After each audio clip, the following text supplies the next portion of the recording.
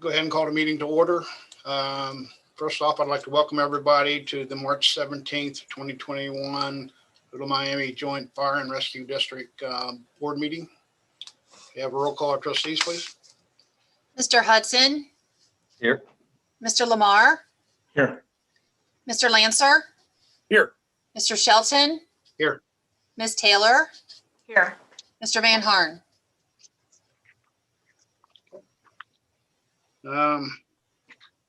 Everybody should receive a copy of the minutes from February 17th, 2021 board meeting. Do we have any corrections, deletions, additions? I noticed one typo in the first sentence of the old business. It says noting, it should say nothing. Thank you. I'll That's get that fixed. Thank you. Any others? This time I need a motion to approve the minutes for the February 17th council meeting. I'll motion that. I'll second. All in favor, signify by saying aye. Aye. Opposed? Okay, the minutes from the February 17th, 2021 board meeting have been approved. Do we have any communications? We have no communications. On to the clerk's report. Okay.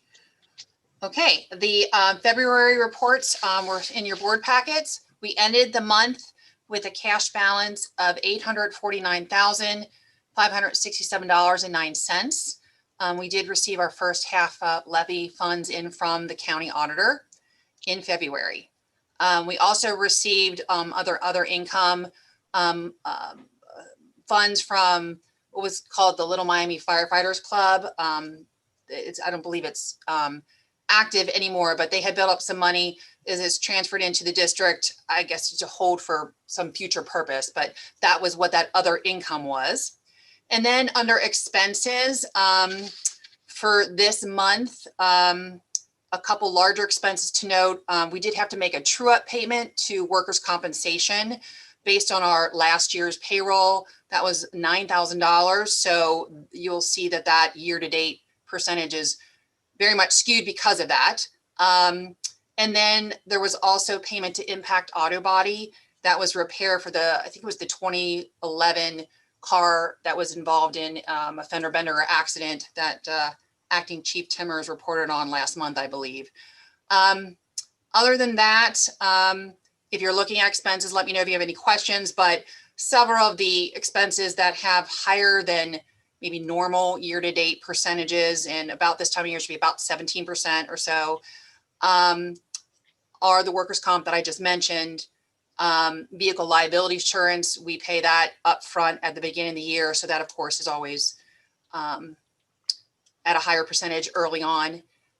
Dues, fees, and subscriptions, same thing. A lot of membership dues are due early in the year. Computer expense, we did have an annual payment we make for Firehouse software. So that one runs high at the beginning of the year, but should even out. And utilities, some of the gas and electric, we're actually showing 3 months worth of payments through the February report because some of the December expenses weren't paid till January. So that's right now running a little high as well. So outside of all that, everything else should be at a pretty good year-to-date percentage level, but please let me know if you have any questions. Do you have any questions for Mrs. Kavanagh?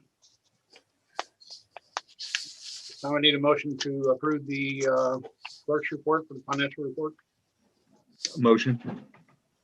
Second. I'll second it. All in favor, signify by saying aye. Aye. Opposed? Mayor, or the clerk's report has been approved for February. On to old business. Andy, I know we discussed this in the past. Do you have anything you update or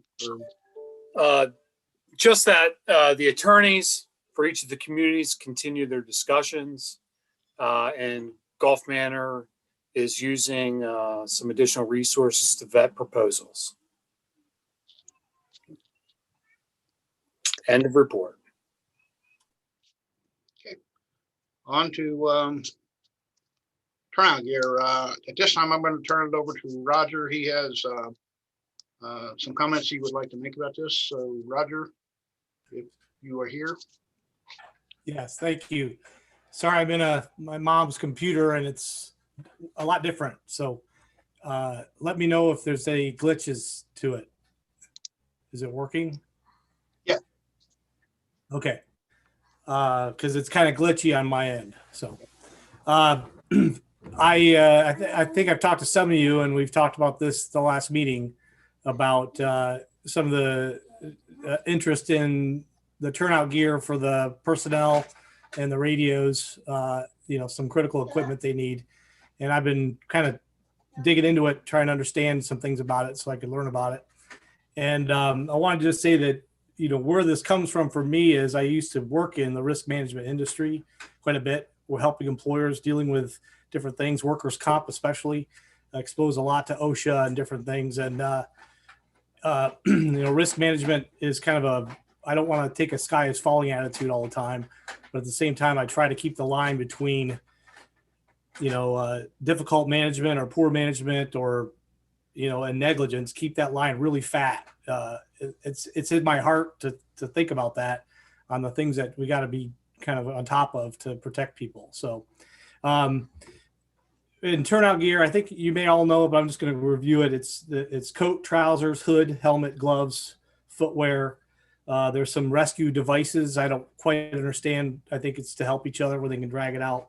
And all of these are subject to soiling, contamination when they're with fires, or even other things that they can get contaminated with.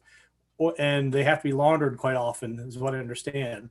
And the laundering can cause just as much wear and tear because it affects the reflective parts of it, the Velcro fasteners, if it's Velcro or different kinds of things.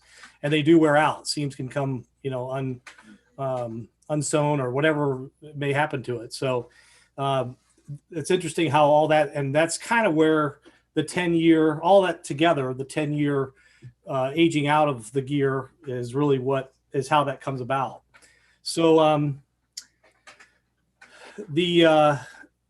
I looked at some best practices, and they're basically saying, I'm going to paraphrase a lot of it, that they should be under regular inspection, and there should be a kind of a record kept for each ensemble, I call it, of the gear that sort of tracks when it was manufactured, when it was issued.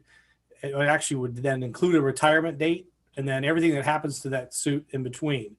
Some departments can inspect it after each laundering. That might be a little overdone, but they should at least be required to have a monthly inspection where they're gone over and recorded and checked off. And there's different forms out there I found where they could do that. And then those forms, and there would be an annual inspection also. And all that data should be housed, I think, maybe encouraged by the chief. He doesn't have to do it, but maybe housed by an administrator or something like that, so that we can stay on top of this for the gear and things like that. So let's see. I used a general price of $4,000 to $6,000 for suits. You guys know more than I. I've heard the number 3,500 quite a bit, but I thought I'd just give a range for that. So basically, I'm going to kind of recommend, these are my recommendations for discussion, is that we work the district toward where all the personnel are equipped with functional, non-obsolete, or aged out gear at all times. The personnel equipment is managed, so all information and the condition of the equipment can easily be evaluated. That is, if there's a central point, whether it's a spreadsheet that someone tracks and is, you could call almost any time and within, short order, understand the condition of all the gear.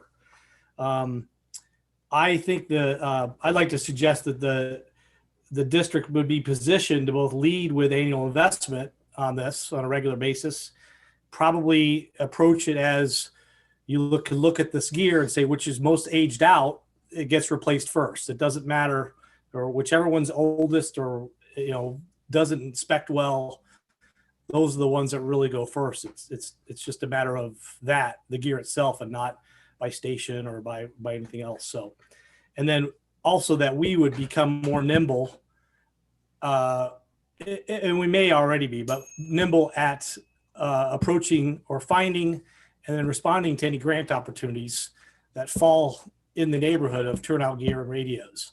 I think I've heard of firefighters that actually are kind of into that and they're aware of it. So that would be tracked on a regular basis.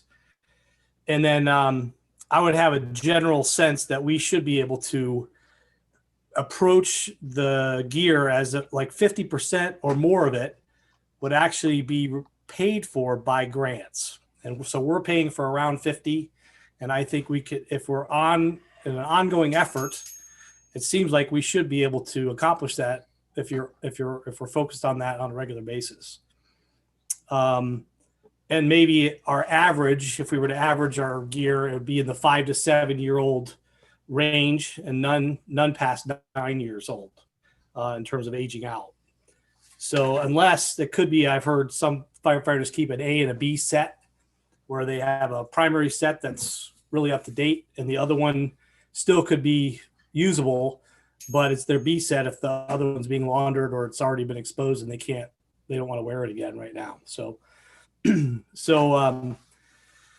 broad form, I think I talked to Jennifer about this, that this would be secondary, but I think it's just as important that we consider expanding either Jennifer's position so that she would include this, or we would move toward having an administrator position created that would take over some of Jennifer's things if she's willing to do that. I've talked to her about it, so hopefully I'm not offending anybody here. And then and move toward that. And there's a lot more things I think an administrator could really, just grant opportunities alone. If there are, I know in our village, Ron Hirth, when I think of all the money and all the grants and all the stuff that we've done over the last 5 to 7 years that really, have helped Gulf Manor in so many areas because he's on it. He's really, really good at it. I think we could do the same thing for the district. So I guess what anyway, I'll leave it up for discussion now, and then I can maybe make a motion after that. So if that's okay. Couple questions I have. Chief, at the last meeting, you said that Lieutenant McGinnis and Firefighter Higgins were looking at the equipment and stuff like this. Have you got any report on that? Yes, yeah, I did. Checking with the gear, the oldest that I could find was 2009. That was the last big set that we bought for the whole department, and we did that on a grant. So, but I did speak with Jenny in reference to maybe trying to see if there's any way that we can set aside some money for next year to at least start the process of getting the gear replaced. Maybe starting with 5 sets and going from there. So how many sets do you say we need total, or we should have on hand? Well, it really depends on how things go next year, how many people we have. That's going to be the big question. Okay. So let's assume that we stay together. Let's do it in 2 scenarios. We stay together. We have 10 full-time, or 9 right now, right? Full-time firefighters. Correct. How many years would we have to have come up with then? So you would probably have to have at least maybe 25 to 30. Like I said, it's depending on who stays. Okay, and then if we go out, it would reduce how many, what we have in place then. Then we could probably go down to 20. So in Roger's defense, is there a way to, what we should do is maybe set up a system that yearly we buy so many each year, say 3. If that's a 10-year span, that would be 30, which would be out of the range we need, but 2 a year for the next 10 years or something like that, and then just keep rotating. Is that something we want to do?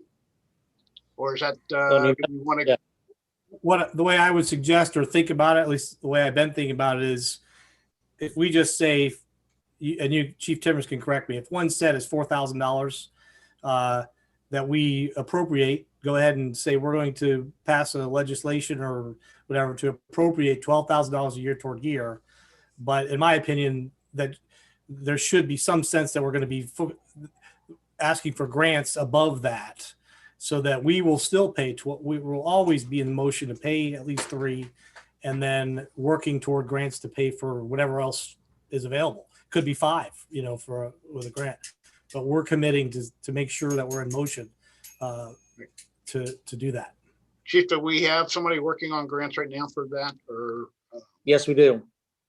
And then just to backpedal a little bit, before Chief Putoff left, I mean, he put in 2 grants, one for radios and one for gear, and we got shot down on both of them.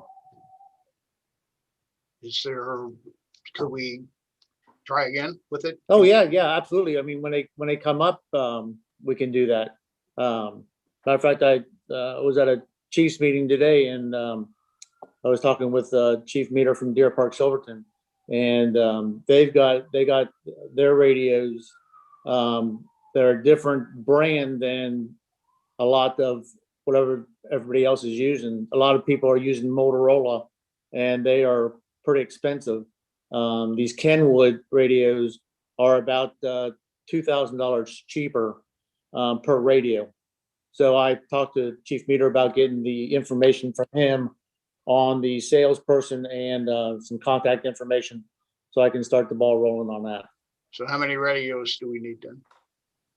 We're probably talking at least 15 to 20. So if we say we got 20, that'd be $40,000. Okay. So, so Roger, then what are you suggesting we do? I mean, do you want to? I think if we as a district are interested in doing this and starting, and to function this way, I think it would be up to Mr. Avis now to make this concrete, to say, don't we have to pass a legislation or whatever the word is to say, okay, this is what we're going to do. We're going to adjust our appropriations to have this in the budget, and we're going to say whatever that number is. I'm thinking 12,000, but I'm open. I don't, whatever. And then and it could be. I would suggest we think about the radios too. Much of what I said, the gear is different, but the concept's the same. And I've heard that radios are pretty critical in the middle of a, Right now, if I'm not mistaken, the radios we have are obsolete, right, Chief? That's what I've heard. Yes. Yeah. They're not making any more parts for the radios that we have. So, to me, Alan, is the fire department, the fire district required to follow public bidding or public request for quotes like the cities and townships are?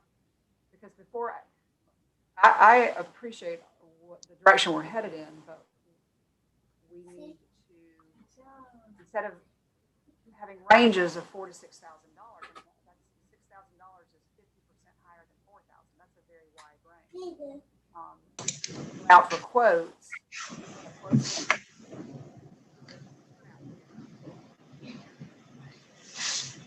Melissa, we are. I think we're having difficulty hearing you, Melissa. No, you're fading in and out. It's hard to hear what you're saying. Sorry. Is that okay? Okay. That works? Yeah, that's better. I just was saying, why don't we need quotes so that we know? Still fading in now. Let me try to talk directly. Does that work? Does that work? Better. Yeah. Yeah, that works. We need to get quotes for the items that we're considering buying so we know what the actual costs are. And then we need to look at the budget to see if we're going to allocate the money differently in a budget that's already been approved. We need to understand what we're going to reduce. You're still fading in and out, Melissa. Where we're going to pull the money from. Don't know why. Sorry. Yeah, so I think I got the gist of it. Get part of it? Yeah. So tell me if I'm wrong, but so it's kind of a multi-step process. So the budget, any budget adjustment would be done by Jenny. So she would handle that. If we are going to make a purchase, then we would do a resolution to authorize the purchase of a certain amount. For the kind of items we're talking about, they're expensive items, so they're not just typically within the general purchasing authority of the chief or the clerk. So we would need to do a resolution for that. We would obviously get quotes no matter what. We are subject to competitive bidding requirements, so we would have to take a look and see if it meets the threshold.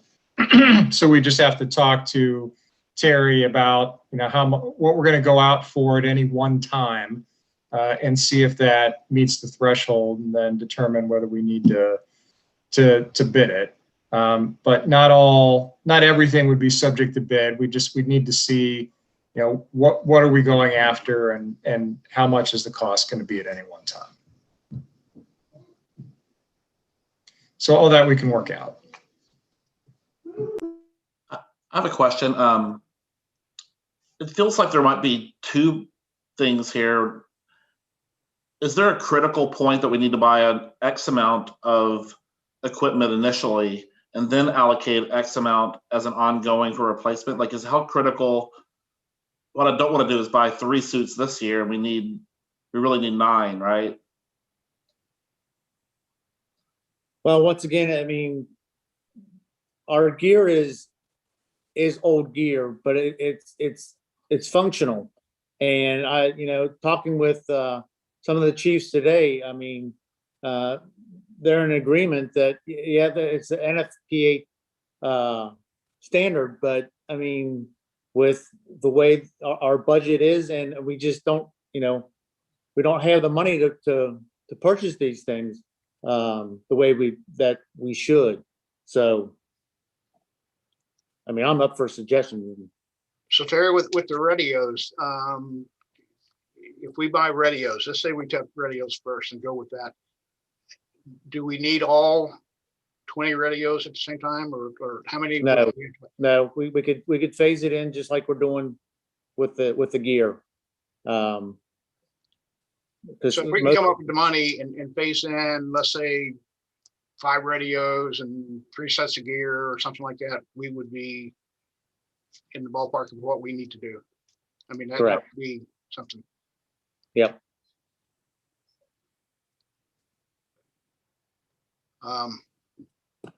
I think what we need to do first, and I correct me if you think I'm wrong, but I mean, we need to get with Jenny and to sit down and see what we can come up with as far as funds to do this and how many we can afford to get right now.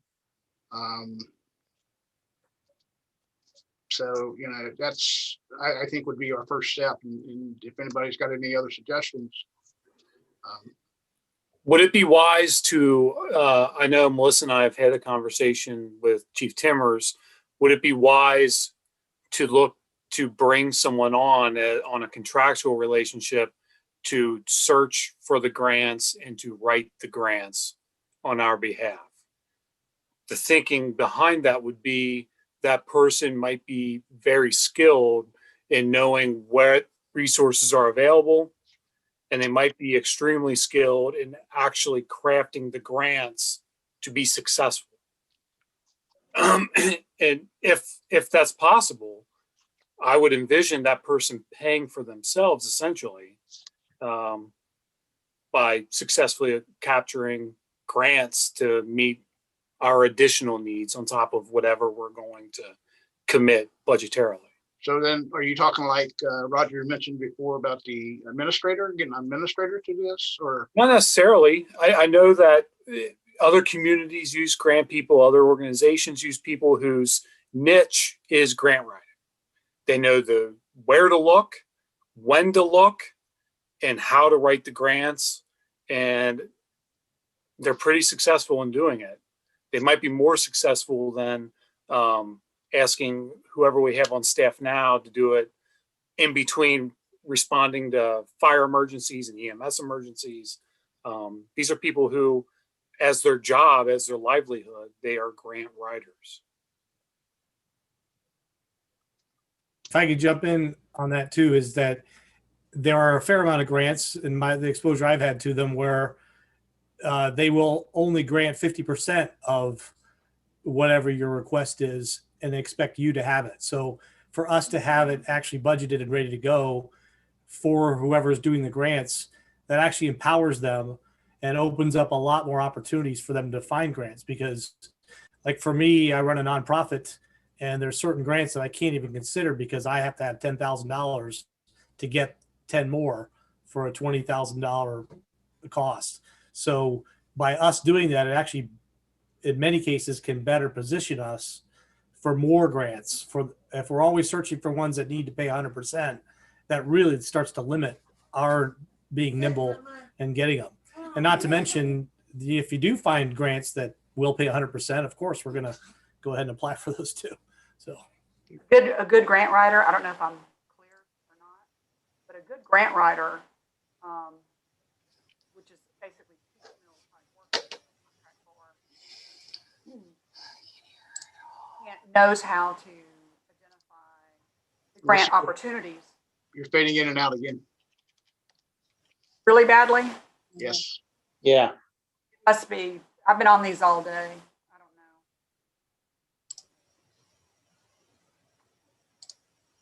I think what Melissa's saying is that a good grant writer A good grant writer.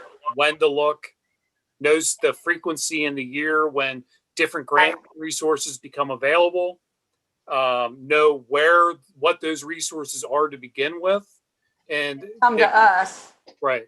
And give us a list and what's 50%, what's 100, all of that. And then we don't just put a pot of money aside and then they know that they can go to that. They bring the opportunities to us. They frame where their need matches. It's no different than OPWC. Every one of us. Right. If an administrator does OPWC, it's the same thing. We know when the grants are available. We know how much the match needs to be for our roads and infrastructure, and we set it aside, and then we apply when we have money, and we don't when we don't. And so that's an opportunity that, and whoever said that person can pay for themselves, absolutely right. One of you said that Ron brought down a lot of grants. In Columbia, we pulled in over $1.1 million this year, writing grants. It's a lot of work. And if the fire chief says his crews don't have time to do that or don't have the expertise, then we need to look at that. We're not going to be able to do that tonight, but it's a good conversation to have. But that's the same conversation as the gear. We've got to look in the budget. Where do we have funds, and what can we move around in order to do the grant writer and then the money for the gear and the radio?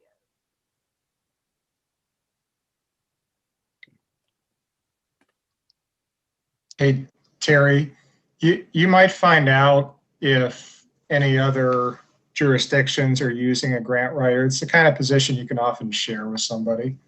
Okay. I'll check with the our East group and find out. Okay. The other thing too is just so you have a point of reference, I looked up the Deer Park Silverton purchase. They bought 18 Kenwood radios for $53,000. Okay. So I'm thinking what we need to do then is wait till we get some kind of report back from Terry as far as if there are other people out there that can write grants. We're going to have to sit down and come up with a dollar figure that we can afford to spend right now.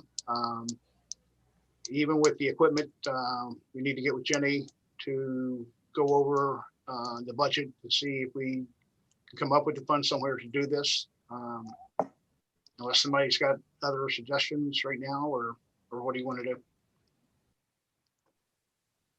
I think that makes sense, Carson. Let's see what resources are available to us and make a determination of what resources we have. and then match that against our needs, and then we'll make a decision, hope maybe perhaps at the next board meeting. Sounds good. One last thought is I've been exposed and worked for a while with grants, and there's two websites. One I remember, the other one I don't, but it's called grantfinder.com. And at any given time, it has at least 35,000 grant opportunities for all different categories. And you can actually filter it to, for what you're looking for. And there's a lot of resources there. I didn't think of it till now. I probably should have gone in there and looked for it. I think you can do it, but you have to buy a subscription to it to actually use it. But I think they'll let you explore it to see what's there. And it was a good resource for a nonprofit like the one I run to find all kinds of different things. I mean, there's everything in there. So I'm guessing that'd be a good place to check to see if there's anything specifically for this, just to understand the feel of the market for it. So. Right. Okay. Thanks, Roger. So why don't we explore this, and I'll get with Jenny and maybe get a hold of somebody else to come over and we can sit down and go over it with Jenny and try to come up with something for the next board meeting of what to do. Okay. All right. Just a second on Roger's other discussion about administrator, just to fill you in a little bit, we have been discussing, the administrator talk has been going on for years, about the last 4 or 5 years anyhow, about coming up with an administrator. There has been some heavy discussion here lately of if nothing else, just get a administrator in here for next year and a half to try to help us get to where we need to be. And with that being said, and if the new chief that we get in, hopefully that he is well prepared to even take over that role eventually. But right now, just to get an administrator in here to help us to work through the problems that we have right now. So there's some discussion going on with that right now. If anybody's got any ideas or suggestions on that, please put them out there right now so we know which way we want to go on this.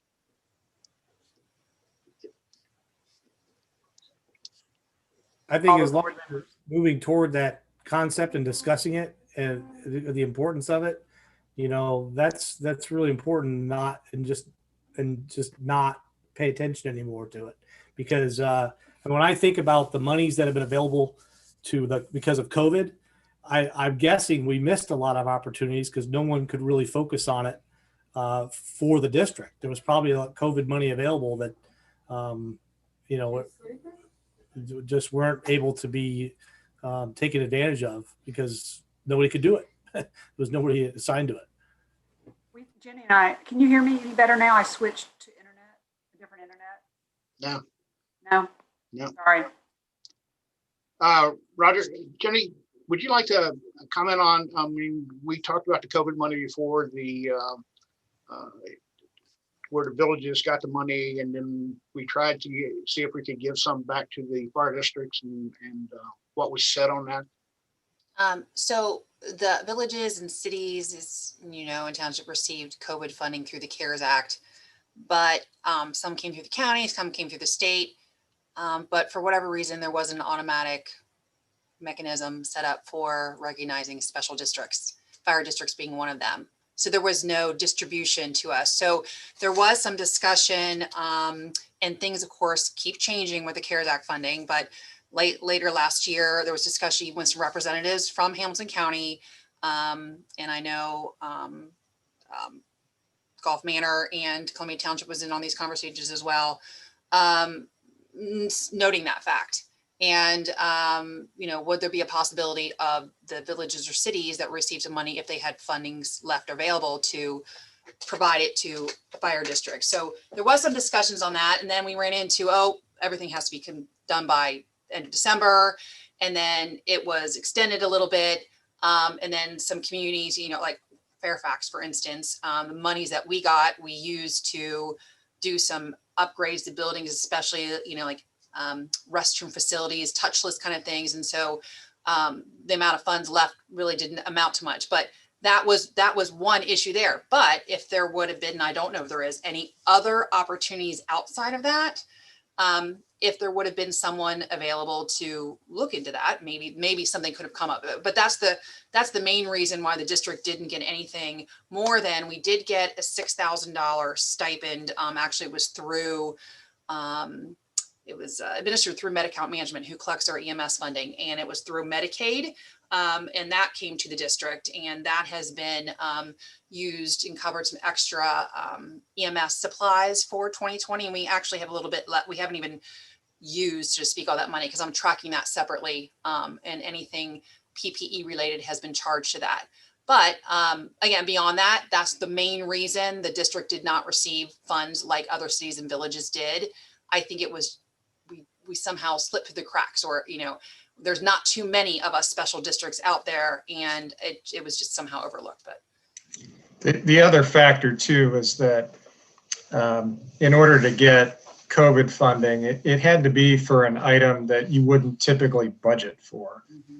You couldn't get money just to defray ordinary costs. It had to be for something that was related to the COVID crisis. I took a hard look at this for another district that ended up, they were looking at how they could buy a specially fitted ambulance that had some tremendous disinfecting mechanism in it. Not sure I could explain it all, but they were trying to justify that based on the relationship to COVID. But even that district had to try to get the money through one of its constituents because it wasn't eligible because it was a special district. So there are a lot of hoops to jump through. There are a lot of requirements for getting the CARES Act funding, and it really could only be used for certain extraordinary items related to the pandemic. So it's not like we could have defrayed ordinary operating costs by getting COVID funds. What about with the new round? Do we have an idea of what the spending limitations are, or whether or not special districts will be eligible for this funding heading our way, potentially? I have a message from Melissa on this topic, so I'll read it. And she's the expert on this, but she said that the new stimulus I know she's been working on this all week. The new stimulus allows grants to be allocated to subunits of government, but stimulus only directly allocated to cities and villages and not townships. So she's recommending that the administrators can discuss this kind of outside the board.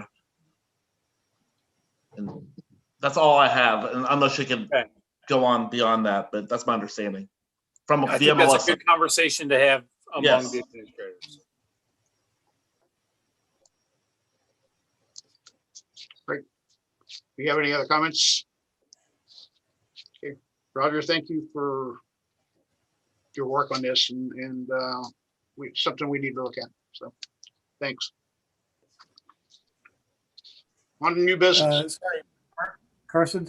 Yes. Just so I'm clear, that was a great discussion. What is exactly that we're gonna kind of have as old business regarding this next meeting? Yeah, we need to get with Jenny and go over the budget and everything to see what we can afford, or where we can get the monies to do some of it, as far as maybe some of the radios and some of the turnout gear, to see where we stand with the budget and everything else right now. We can come up with some kind of a plan maybe by the next meeting to do something. And then, just so I understand, when we're talking about discussions about an administrator, where are those discussions happening?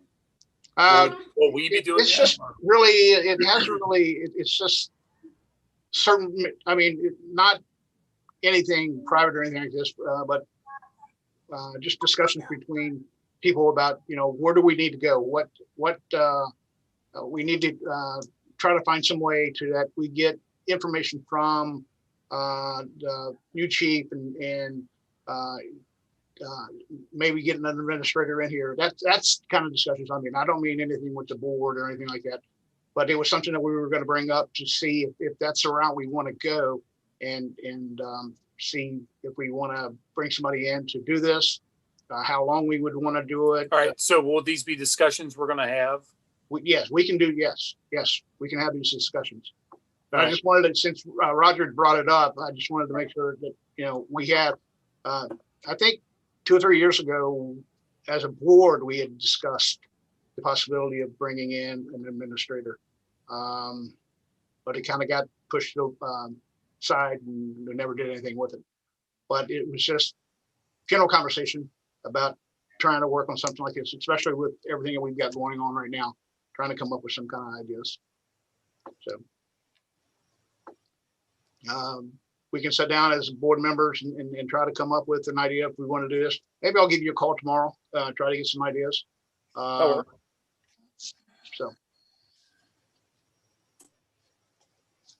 anybody else? So it sounds like at the next meeting, we may have a little clearer picture of what the cost or burden of the gear itself will be as it relates to turnout. Because I know I was throwing out numbers. Right. Well, You why know, don't, you why have- don't we get Chief Timmers to work with Lieutenant McGinnis and Firefighter Higgins and try to come up with an idea of what it was going to cost us to do this. And maybe they can come up with what it would cost. And then we can get an idea of how much we can spend to start getting this done. So, Yeah. Gary, if you could come up with some kind of a price range that we know. Yeah, I've already, You'll come with a clearer picture, basically, of all this, all these 3 things we've been talking. That's fine. Thank you. We need to work with Terry, and we also need to work with Jenny as far as where we're at with the budget. And Yep. everybody's got an idea of what the budget right now, but we need to really get a good picture of it and see where we're at. That's good. Thank you. Any other questions? no, Carson, just to let you know that I did reach out to Firefighter Higgins, and he was checking with one of our vendors that we had bought gear off of a while back, and he had not gotten back to him. So I will get with Firefighter Higgins tomorrow and see if we can't nail down a price, going for something that's in our range, and then, you know, see what else is out there. Like I said, I'd watched a Marymount council meeting, and they were discussing the same issue. And they had budgeted $35,000 for 10 sets. So that's $3,500 a set. And that's about what we had talked about before. Yeah, and then once again, it depends on, you know, the material and your liner. I mean, there's so many things that goes into ordering, you know, getting this gear. It's kind of ridiculous sometimes. Okay, so that's information that we would need from you guys, and as soon as we can get it from the fire department, and then get with Jenny on the budget and everything else to see what we can come up with, and then maybe push the issue with until we get somebody in here to write grants with whoever's writing or checking for your grants to see if there's anything out there that we could use to help with that. Sure. Okay. Does that answer your question, This is Roger? a bit of a side that just came to me is, are there any nonprofits that you can reach, that we know or can reach out to that could do fundraising for something like this? You know, like a public, but a fundraiser. I mean, I've seen firefighters out with boots, you know, collecting money. I mean, it was actually kind of fun. Actually, I don't, you know, And Roger, but it was a nonprofit that actually helps that. yeah, the thing with the firefighters and the boots, they're doing that for MDA. They're not doing that for themselves. They're doing it for Muscular Dystrophy Association. So, I mean, years ago when we used to buy our own stuff, I mean, we did have our festivals and things like that, but that kind of went by the wayside. So you're talking about the firefighters on the street, they're doing it for a special organization? Yes. Yep. It's not for firefighting equipment or anything. No, it's for MDA. Anything else? No. Okay. On to new business. We have none. Fire chief's report. Is that resolution? Is it under new business? What's that?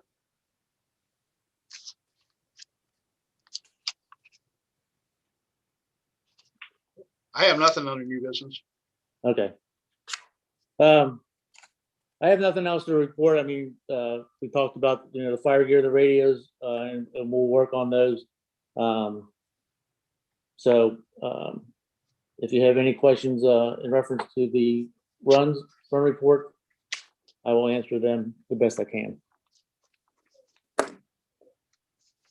Just a comment to Andy's comment last month.